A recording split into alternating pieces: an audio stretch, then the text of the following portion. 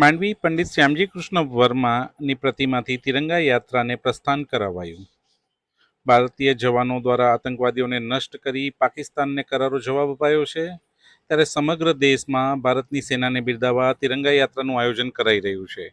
ત્યારે આજે માંડવી ખાતે પંડિત શ્યામજી કૃષ્ણ વર્મા ક્રાંતિગુરુની પ્રતિમાથી તિરંગા યાત્રાનું પ્રારંભ સાંજે 5 કલાકે કરાવાયું હતું.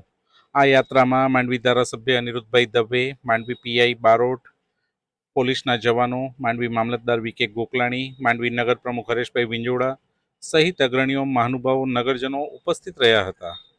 માંડવી ગૌરવ પથ પર સુભાષચંદ્ર બોઝની પ્રતિમાએ સાંજે 7 કલાકે તિરંગા યાત્રાને વિરામ અપાયું હતું.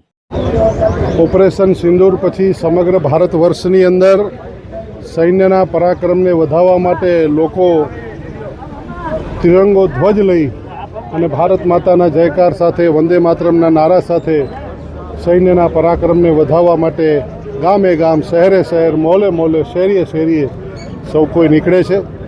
આ સૈન્યએ દેશના વડાપ્રધાન માનનીય નરેન્દ્રભાઈ મોદી સાહેબના નેતૃત્વમાં જે પરાક્રમ કરી બતાવ્યું અને આપણા ભારતીય ધ્વજની આન બાન અને શાનમાં જે વધારો કર્યો છે, એના ઉત્સાહના ભાગરૂપે લોકો સૌ જોડાઈને એ તિરંગા યાત્રામાં નીકળે છે.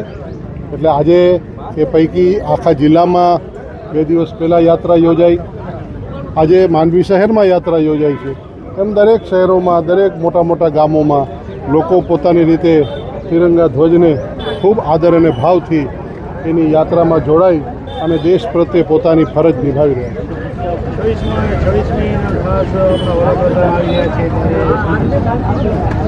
આપણા દેશના વડાપ્રધાન માનનીય નરેન્દ્રભાઈ મોદી સાહેબ આગામી 26 અથવા 27 બેમાંથી એક દિવસ નક્કી તારીખ હવે થશે, ત્યારે એ આપણા જિલ્લાનું પાટનગર ભુજ મધ્યે જ્યારે આવી રહ્યા છે, ત્યારે આપના માધ્યમથી હું સૌ દર્શક મિત્રોને કહેવા માગું છું કે આ સિંદૂર, ઓપરેશન સિંદૂર પછી વડાપ્રધાન શ્રી પ્રથમ વખત ગુજરાતમાં અને કચ્છમાં પધારી રહ્યા છે.